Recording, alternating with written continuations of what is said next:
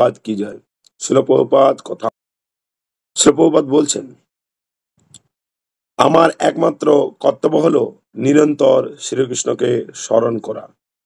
এটি আমার জীবনে যে কোনো অবস্থায় করতে পারি। এই জন্য তোমাকে ব্রাহ্মণ, ভারতীয়, বৈদিক শাস্ত্র, অনেক বড় পণ্ডিত বা বিশেষ কিছু হতে হবে না।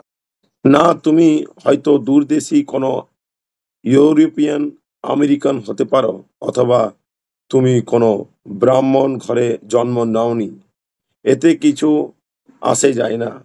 কিন্তু তুমি শ্রীকৃষ্ণকে স্মরণ করতে পারো। আমরা কৃষ্ণ ভবনমিত আন্দোলনের মাধ্যমে তা শিক্ষা দিচ্ছি যে কৃষ্ণের ইচ্ছা তুমি যে কোনো পরিস্থিতিতে থাকতে পারো, তাতে কিছু যায় আসে না। কিন্তু তুমি কৃষ্ণকে উপলব্ধি করার চেষ্টা করো। কিভাবে আমি তোমাকে উপলব্ধি করতে পারবো? যেমন, যখন তুমি জল পান করছো, এখনো তুমি কৃষ্ণকে উপলব্ধি করতে পারো। এতে কঠিন কি রয়েছে? কত সুন্দর উদাহরণ! শিল প্রভুপাদ বলছেন যে আমার একমাত্র কর্তব্য হলো নিরন্তর ভগবান শ্রীকৃষ্ণকে স্মরণ করা। অর্থাৎ একজন ভক্তের এটি কর্তব্য। ভক্তি জীবনে তার একমাত্র লক্ষ্য, তার একমাত্র উদ্দেশ্য কৃষ্ণের সম্বন্ধীয় সবকিছু স্থাপন করা, অর্থাৎ কৃষ্ণ ভাবনাময় হয়ে থাকা। আপনি কি কুলে জন্মগ্রহণ করেছেন, কি জাতিতে জন্মগ্রহণ করেছেন, আপনি বিদেশে থাকেন না বাইরে থাকেন না এই দেশে থাকেন, তাতে কোনো যায় আসে না। আমাদের কর্তব্য হলো নিরন্তর ভগবান শ্রীকৃষ্ণকে স্মরণ করে কৃষ্ণের ইচ্ছা মতো জীবনযাপন করা। অর্থাৎ কৃষ্ণের ইচ্ছা মতো জীবনযাপন মানে ভগবান শ্রীকৃষ্ণ যেভাবে রুলস রেগুলেশন দিয়েছে, সেই রুলস রেগুলেশনকে নিয়ে জীবনযাপন করা। একজন ভক্তের কর্তব্য সাধুগুরু বৈষ্ণব যে পদাঙ্ক অনুসরণ করে নিজের জীবনযাপন করেছেন, অর্থাৎ সেই রূপ নিজের জীবনযাপনের শৈলীকে তৈরি করা। একজন ভক্তের কর্তব্য আদর্শবান হওয়া। এই আদর্শবান হবেন কি করে? যখন আপনি আপনার পূর্ববর্ত আচার্যদের জীবনগুলোকে পড়বেন, তারা কিভাবে কৃষ্ণ ভক্তির আহ, পথে অগ্রসর হয়েছিল, তারা কিভাবে নিজের জীবনকে কৃষ্ণ ভাবনাময় করে তুলেছিল, তারা পূর্বজন্মে তাদের কি রহস্য রয়েছে এবং তারা কিভাবে ভক্ত হলো, এই জীবনীগুলো যদি আমরা পড়ি, এগুলো যদি দেখি, তাহলে আমাদের কৃষ্ণ ভাবনাময় জীবন গড়তে বেশি কষ্ট লাগবে না। কারণ তারা প্রত্যেকটা মুহূর্তে প্রত্যেকটা বস্তুতে ভগবান শ্রীকৃষ্ণকে উপলব্ধি করেছে। কিভাবে উপলব্ধি করেছে, সেই উপলব্ধির কথা যখন আমরা জানবো, তখন আমরা আস্তে আস্তে কৃষ্ণ ভাবনাময় পথে নিজের জীবনকে অগ্রসর করতে পারবো। নিজের সমস্ত রকমের খারাপ গুণগুলিকে শুদ্ধ করে পবিত্র গুণগুলিকে আমাদের জীবনে প্রবেশ করতে পারবো। দৈব গুণ সম্পূর্ণ হয়ে ভগবানের সেবায় যুক্ত হব। তাই প্রভুপাদ বলছেন যে প্রত্যেকটি জায়গাতে কৃষ্ণকে দর্শন। উদাহরণ দিয়েছে, যেমন তুমি জল পান করছো, এখন তুমি কৃষ্ণকে উপলব্ধি করতে পারো। অর্থাৎ জল পান করছি, এই জলের মধ্যেও কৃষ্ণ রয়েছে। আমি জল পান করছি, উপলব্ধি করুন, এতে আমি কৃষ্ণকে হ্যাঁ দর্শন করছি। হাওয়ার মধ্যে কৃষ্ণ রয়েছে, বাতাসের মধ্যে কৃষ্ণ কি নাই? হাওয়ার মধ্যে কৃষ্ণ নাই? কৃষ্ণ রয়েছে। তো কৃষ্ণকে হাওয়ার মধ্যে উপলব্ধি করার চেষ্টা করুন। বৃক্ষের মধ্যে কৃষ্ণ রয়েছে, প্রত্যেকটা জীব জন্তুর মধ্যে কৃষ্ণ রয়েছে, প্রত্যেকটা মানুষের মধ্যে কৃষ্ণ পরমাত্মা রূপে বিরাজিত।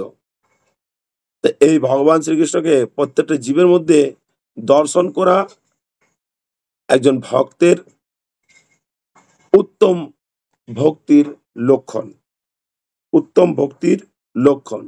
তাহলে জলের মধ্যে ভগবান কি রূপে আছে? প্রভুপাদ বলছেন, শ্রীকৃষ্ণ বলছেন, আমি জলের স্বাদ, অর্থাৎ জলের মধ্যে তিনি স্বাদ রূপে আছেন। হাওয়ার মধ্যে কিসে আছে? হাওয়ার মধ্যে তিনি স্পর্শের মাধ্যমে আছে। হাওয়া আমাদের শরীরে স্পর্শ করে না? শীতল শীতল বায়ু, স্পর্শের মাধ্যমে আছে। এমনকি কেউ আছে যে জল পান করে না? এমন কি কেউ আছে যে জল পান করে না? না, এমন কোনো ব্যক্তি নাই। কারণ আমরা কি পড়েছি? জলই হলো জীবন। তো জল পান করে না এমন কোনো ব্যক্তি আছে? এমন কোনো ব্যক্তি আছে যে জল পান করে না? জল সবাই পান করে। তার মানে জল যে পান করে, কৃষ্ণ নিজে ভগবদ্গীতাতে বলছেন যে, "আমি হলাম জলের স্বাদ, বায়ু স্পর্শ আমি, বায়ুর স্পর্শ আমি।" তাহলে এমন কেউ নেই যে জল পান করে না। এমন কোনো স্থান আছে কি যেখানে মানুষ জল পান করে না? না। সমস্ত জায়গাতেই মানুষ আছে যে জল না পান করে তো বেঁচেই থাকতে পারবে না। তার মানে কৃষ্ণ এত দয়াময় যে তিনি স্বাদ রূপে আমাদেরকে তার সান্নিধ্য দিচ্ছে।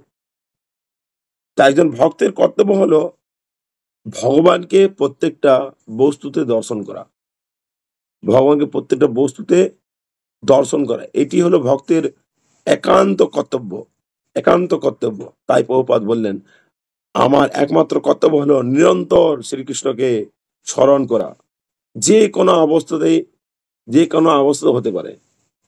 এখন এই কথাটি এত গুরুত্বপূর্ণ দিয়ে কেন বললেন? যে আমি সবসময় কৃষ্ণকে নিরন্তর স্মরণ করার এটি আমার কর্তব্য। কারণ এটি যদি কর্তব্য না হয়ে আমাদের জীবনে দাঁড়ায়, তাহলে অন্তকালে চ মামেব শরণ্য মুক্তি কলেবরম, অর্থাৎ এই কলেবরটা যখন ত্যাগ করবেন, সেই মুহূর্তটাতে আপনি সারা জীবন কি করেছেন, সেই মুহূর্তটাই আপনার মেইন পয়েন্ট হবে। আপনি সারাদিন কি করছেন, যেমন সারাদিন কি করছেন, এটির রেজাল্ট কি করে বোঝা যায়? আপনার জপের মাধ্যমে। যে সারাদিন আপনি কৃষ্ণ ভাবনাময় কি ছিলেন? তাহলে আপনার জবটাও ভালো হবে। ২ ঘন্টা জবটাকে ভালো করার জন্য আপনাকে ২২ ঘন্টা কৃষ্ণ ভাবনাময় থাকতে হবে। তবে আপনার ২ ঘন্টা জব ভগবানকে স্মরণ করতে পারবেন ভালো করে। তেমনি সারা জীবন আপনি কি করেছেন, রেজাল্ট কখন পাবো আমি? মৃত্যুর সময়। তাহলে আমার কর্তব্য হলো আমি যখন সুস্থ আছি, সবল আছি, সেই সময় ভগবানের সেবায় যুক্ত হয়ে নিরন্তর ভগবানকে কি করে স্মরণ করা যায়, নিরন্তর ভগবানকে কি করে উপলব্ধি করা যায়, সেই উপলব্ধির মার্গকে সাধন করা। সেই উপলব্ধির মাধ্যম দিয়ে ভগবানকে উম জানা, ভগবত ভক্তির মার্গে কিভাবে আমি উন্নতি সাধন করব, সেই উন্নতির সাধনের সেই মার্গগুলোকে অবলম্বন করা। পূর্বোত্তর আচার্যরা যেভাবে ভক্তি জীবনকে গ্রহণ করেছে, সেই ভক্তি জীবনের মাত্রাটিকে নিজের জীবনে হুম, ধারণ করা। এটি হলো ভক্তি জীবনের একমাত্র আধার। ভক্ত সঙ্গই একমাত্র তার উপায়। কি সঙ্গ? ভক্ত সঙ্গই তার একমাত্র উপায়। ভক্ত সঙ্গ যদি না হয়, তাহলে ধীরে ধীরে আপনি কৃষ্ণ স্মৃতির দিকে দূরে চলে যাবেন। ভক্ত সঙ্গই একমাত্র উপায় ভগবানকে নিরন্তর ভগবান আহ, বলে মানা এবং ভগবানকে স্মরণ করা। কারণ আমরা যখনই সাধু সঙ্গের বাইরে থাকছি, আমরা ভুলে যাচ্ছি যে কৃষ্ণ ভগবান আর কৃষ্ণ কিছু নিয়ম নীতি আছে, সেগুলো ভুলে যাচ্ছি। আমরা ভুলে যাচ্ছি যে প্রত্যেকটা আহ, কর্মই আমাদেরকে কৃষ্ণ ভাবনাময় করতে হবে যখনই আমরা সাধু সঙ্গ থেকে দূরে যাচ্ছি। তাহলে আমাদের জীবনে আসল সঙ্গটা কোনটি হওয়া উচিত? জড়জাগতিক সম্পর্ক, জড়জাগতিক সঙ্গ? না, আমাদের জীবনে আসল সঙ্গ হওয়া উচিত শিল প্রভুপাদের মতো শুদ্ধ ভক্তদের সঙ্গ করা। শিল প্রভুপাদের মতো শুদ্ধ ভক্তদের সঙ্গ করা, অর্থাৎ শাস্ত্রে বলছে শুদ্ধ ভক্তদের সঙ্গ করা। এখন আমি কি করে বুঝবো কে শুদ্ধ ভক্ত? আমি তো জানি না কে শুদ্ধ ভক্ত কে অশুদ্ধ ভক্ত, আমি কি জানি? আমি জানি না। তাহলে শুদ্ধ ভক্ত যদি আমি সার্টিফিকেট নিয়ে খোঁজাখুঁজি করি কে শুদ্ধ ভক্ত, কে শুদ্ধ ভক্ত, তাহলে কি আমি যাচাই করতে পারবো? যাচাই করার আমার ক্ষমতা নেই। এ শুদ্ধ ভক্ত রয়েছে। কারণ আমরা এই জড় জগতে যাদেরকে দেখছি তাদেরকে দেখতে পাচ্ছি না কিছু না কিছুতেই হ্যাঁ, কিছু না কিছু দোষ রয়েছে। আমরা দোষ দেখতে পাচ্ছি। তখন আমরা বুঝতে পারছি না কে শুদ্ধ ভক্ত, কে অশুদ্ধ ভক্ত। এই জড় জগতেও শুদ্ধ ভক্ত রয়েছে। শুদ্ধ ভক্ত সঙ্গ করার কথা বলা হয়েছে। শুদ্ধ ভক্ত রয়েছে। সেই শুদ্ধ ভক্তের কে, কে বলতে পারবেন? একজনা বলুন। সে শুদ্ধ ভক্তি কে বলতে পারবেন? সে শুদ্ধ ভক্তির হলো শিল প্রভুপাদ। এখন বলবেন প্রভুপাদ তো কই আমাদের সঙ্গে নাই, প্রভুপাদ তো আমাদের সঙ্গে নাই। না, প্রভুপাদ প্রত্যেকটা মুহূর্তে আমাদের সঙ্গে আছে, তার আদেশের মাধ্যমে, তার বাণীর মাধ্যমে, তার বার্তার মাধ্যমে, তার অনুবাদের মাধ্যমে। আপনি শুদ্ধ ভক্ত খুঁজে পাচ্ছেন না, আপনি প্রত্যেকদিন ভাগবতম পড়ুন, ভগবত গীতা পড়ুন, তার উপদেশগুলো পড়ুন, আপনি শুদ্ধ ভক্তের সঙ্গ করবেন। কারণ তিনি তো আমাদেরকে সঙ্গই প্রদান করছেন, তিনি তো আমাদেরকে সঙ্গই প্রদান করছেন। আর আরেকটা তিনি যে বলেছেন যে একমাত্র আমার কর্তব্য হলো নিরন্তর ভগবান শ্রীকৃষ্ণ স্মরণ করা, জীবনে যে কোনো পরিস্থিতি তে তা করতে পারি। তো ভগবান শ্রীকৃষ্ণ তো ওনাকে সাক্ষাৎ পাঠিয়েছিলেন, তিনি তো ভগবানেরই দূত, তিনি তো ভগবানেরই বার্তাবাহক ব্যক্তি, তিনি তো নিরন্তর ভগবানকে স্মরণ করেই নিজের জীবনযাপন করতেন। কিন্তু তিনি আমাদেরকে শিক্ষা দেওয়ার জন্য, তিনি আমাদেরকে বোঝানোর জন্য এই বার্তা আমাদেরকে প্রদান করেছেন। এটি হলো শুদ্ধ ভক্তের সান্নিধ্য, এইটি হলো শুদ্ধ ভক্তের সান্নিধ্য।